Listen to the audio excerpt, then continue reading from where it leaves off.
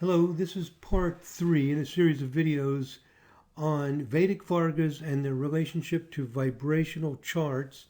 And we finished part 2 talking about the ways in which the natal chart, the Rasi chart, is connected to these divisional charts. And one thing that's particularly important is when the zodiac sign in the divisional chart is the same as in the Rasi chart.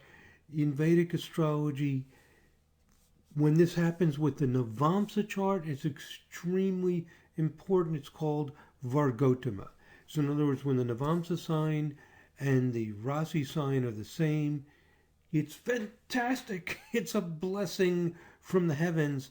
And we saw that there's a beautiful pattern involved in that the Vargotama points are every 45 degrees.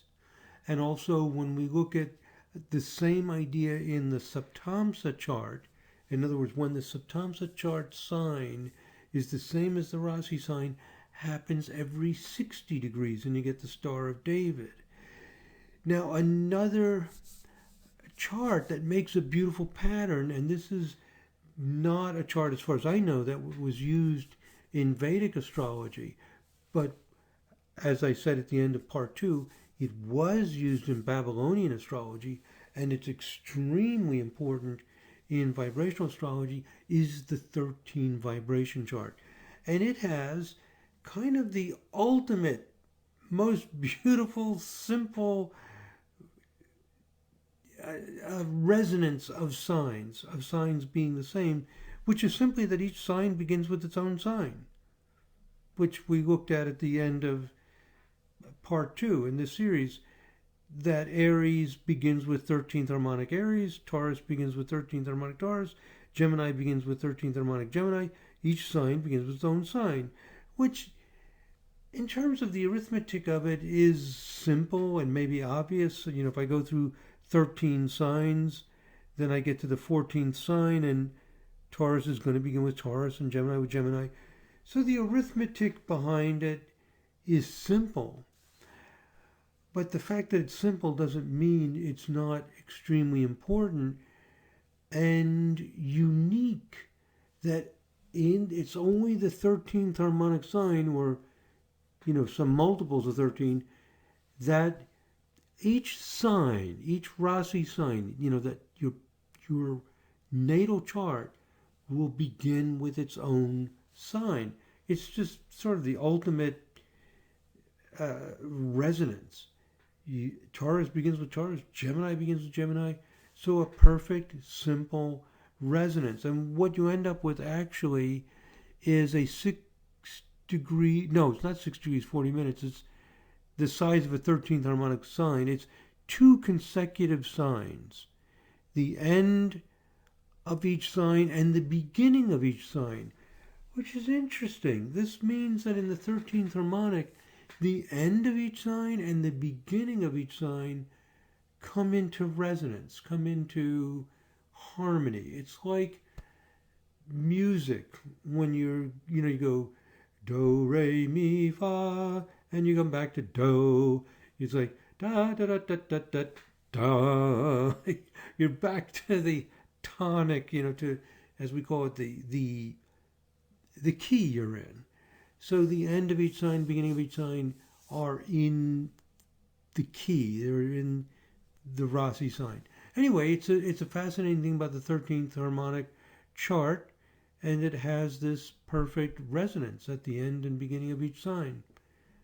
Anyway, I think it's one of the reasons why the 13th harmonic chart has been found to be so important, possibly. But there it is, that beautiful resonance at the end of each sign, beginning of each sign, between the 13th harmonic sign and the Rasi sign. Now, let me share something very simple. Where the harmonic signs are the same as the Rasi sign is one vibration less than the vibration you're in. So Vargotama occurs at the 8th harmonic points every 45 degrees. Every 45 degrees is 8th harmonic. So the Navamsa chart is 9th harmonic. The resonances, same signs, occurs one vibration earlier. We found with 7th harmonic that the 7th harmonic sign is the same as the Rasi sign at the 6th harmonic points. 7 minus 1 is 6. The 13th harmonic signs are the same as the Rasi chart. In 13 minus 1, 12, every 30 degrees. So that's the way it works. It's always that way. The perfect resonance happens in the previous vibration. It shows a connection between consecutive vibrations. So anyway, there's a simple formula behind this. You don't have to memorize that Vargotama occurs at the 8th harmonic points, 7th harmonic occurs at the 6th harmonic points, 13th harmonic resonances happen at the 12th harmonic points. It's always one harmonic earlier. That's the way it works out. Okay. Okay, so I made this point before, but just to repeat it, again, what we're seeing with the Vargas is that there's not one single way that they're done in Vedic astrology, and we are already choosing and selecting what to use. So, for example, which Hora method do we use? What Saptamsa method do we use? The common one, or the one where different planets are assigned, each one of the 7 planets are assigned to each of the 7 sections within the zodiac sign, which I showed in an earlier video in this series. We're choosing and selecting. This is an important point because for Vedic astrologers, there's sometimes this feeling of just go back to the sacred scriptures. The ancient wisdom is more advanced than the modern knowledge. That's an attitude, or an assumption, a theoretical framework for Vedic astrology. Well, even if that's true, when we look at the Vedic literature carefully, we see that there are variations. There are variations of ideas. So experimenting with different variations is the nature of Vedic astrology. So this is a really important point. Even if you're not a Vedic astrologer, you might think that Vedic astrology is this kind of static system that was formulated at some ancient point and we're just going back to it. It's not that simple because there isn't one system in the ancient literature. So we are, by the nature of things, we are choosing, selecting, and deciding what makes sense. I just wanted to make that point, that there is no fixed point in the past. Doesn't exist.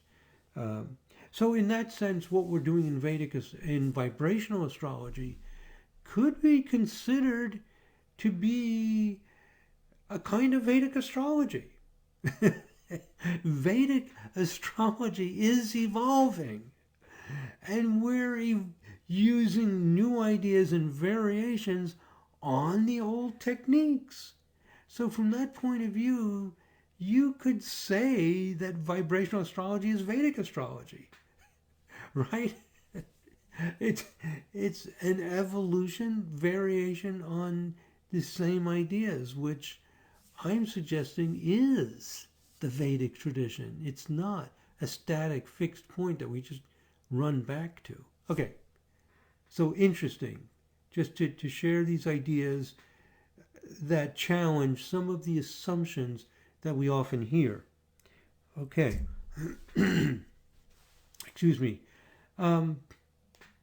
So the Yavana Jataka mentions some very interesting divisional charts. As I mentioned before, there are more than 16 This is another one of these things that kind of gets fixed like it was cast in stone. There are 16 Vargas. Well, there are a lot more than 16. There's a lot of things to play with, to experiment with. So one of the things mentioned in the Avinajatika is the 60th harmonic Saura signs. Each sign is 1/2 degree in length. There are 60 signs in one Rasi sign.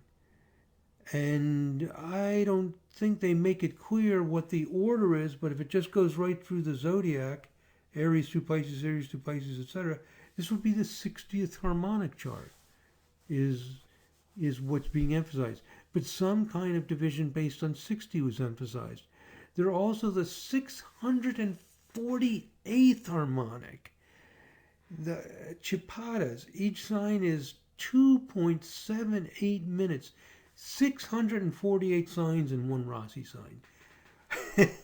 So what this tells us, this is very interesting. The more we study Vedic astrology, the more we realize how similar Vedic and vibrational are. They're going up into these wildly high harmonics. 648 and the 1800th harmonic. They talk about the Liptakas or leptas. Each sign is 1 minute. There are 1800 signs in one Rasi sign. Evidently, we can get a Sanskrit scholar and read those passages and study the history and correct me if I'm wrong, but at least looking at what it seems to be saying something like the 1800th harmonic is important. So I remember when back 10 or 15 years ago, we started doing harmonic charts up into like 100. And I'm thinking, oh my God, this is crazy. Like we're way out in like never land. Now we're up into the 500s, sometimes up into the thousands. That we're finding it meaningful and relevant. I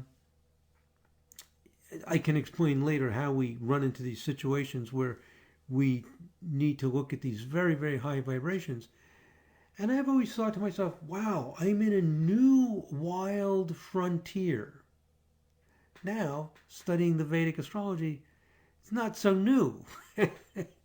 1,000 years ago or something like this, people were exploring very similar ideas of going into wildly high harmonics like 1800, 648. So it's just interesting to go back, look at the history, and see where we came from, what are we doing, and how does it relate. And the more we look at the Vedic astrology, the more it has some similarities to Vedic. In this case, the similarity is the idea that these extremely high harmonics are very relevant. Now, there isn't a lot of information in the written literature that's been handed down to us. A lot of Vedic astrologers emphasize that the original Vedic traditions were oral. They were handed down through voice, and people had great memories, and they would memorize all this stuff.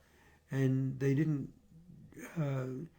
put an emphasis on writing. So we don't know what a lot of these ancient ideas are, but from what's been handed down through the texts that have survived, is they were working with some very high harmonics. So this series of videos is about comparing Vargas and vibrational astrology. And this is another thing we're discovering, is that in both cases, very high harmonics are being used. So that's interesting. As far as we know with the Vedic, it's very selective, and we don't know why they selected particular ones, exactly what the logic is. Like why, if it's the 1800th harmonic, which seems to be what they're talking about, exactly why is that one chosen and emphasized? We don't exactly know, or at least I don't know. Again, a Sanskrit scholar and historian who digs into this may have some more ideas about it. Okay, So more similarities of vibrational astrology and Vedic astrology in that both use very high harmonics. Now here's another thing that's interesting. Just digging into what the Vargas are and what's actually in the ancient literature. Because very often the modern astrologers have taken that ancient stuff and sort of cleaned it up and adapted it to modern times. But if you go back to these books, you go back to the Yavana Jataka, the 108 Navamsa signs and the 84 Saptamsa signs are interpreted. Many of them are interpreted with the idea that each of the this is very fascinating, each of the 84 Saptamsa signs has its own meaning. So these 84 steps of the Saptamsa chart, 84 signs, 7 times 12, each one has its own meaning. Now this is different from anything we do in vibrational astrology. We don't emphasize the signs at all. And to whatever extent we do look at the signs, we will just say, oh, your moon is in Saptamsa, Gemini, or Cancer, or whatever.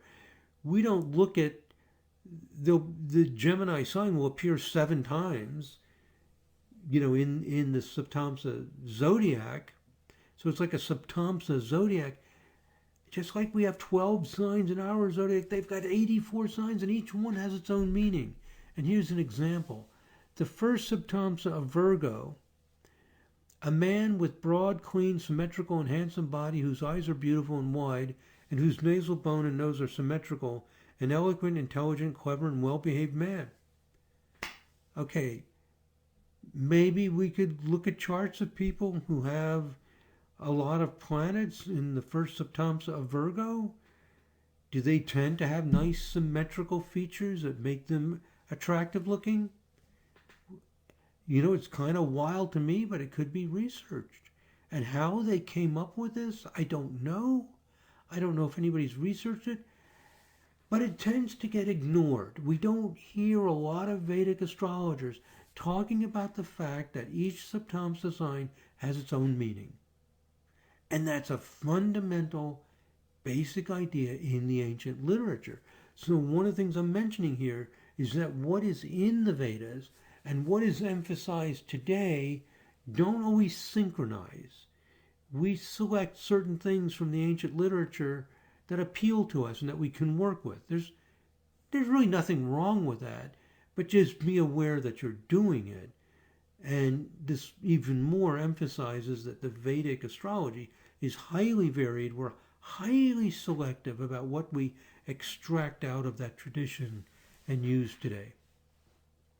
So this, surprised me when I saw it, like, wow, they're looking at these 84 Saptamsa signs, and each of the 108 Navamsa signs, each one is very much like a zodiac sign. It has its own story, its own meaning, its own relevance. So the Vedic astrology is so intricate, and that somebody thought of these interpretations. How did they come up with it? Was there some underlying system, or is it based on a lot of observations, or a little bit of both? I don't know. But these are all areas that could be explored to try to figure out how they came up with these interpretations. Is there any accuracy or relevance to them? Is it just random and really not make any sense at all? I don't know.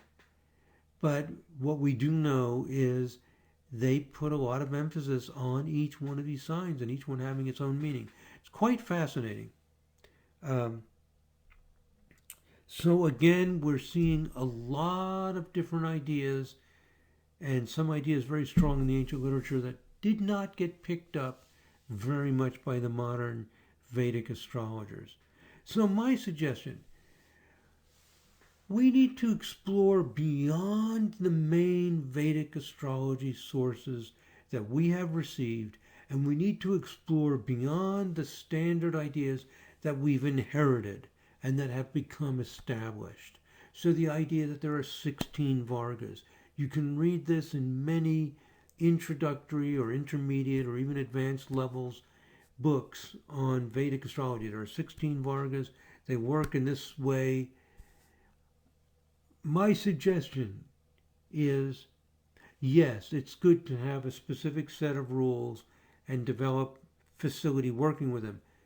But it is not good to give the impression that this is the Vedic astrology or this is the standard Vedic astrology.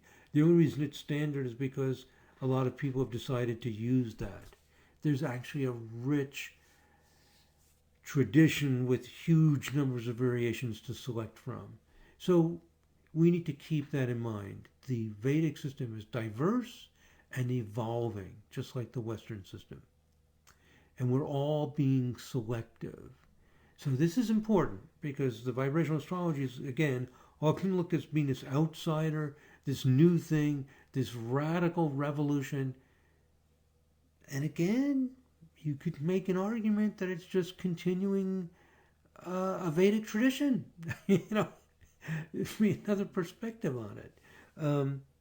Because it is an evolving, diverse set of traditions. Now, I think vibrational astrology on the whole is not strongly grounded in Vedic traditions, and it's extremely selective and using just certain things. But still, there is that heritage that's consistent in both Western and in Vedic astrology with the developments in vibrational astrology. And vibrational astrology is not that much of an outsider radical change as it seems, because we often ignore all the diversity that's there and all the selectivity that's already involved. Okay. All right. And another thing is that Vedic astrology is not completely isolated from other lineages of astrology.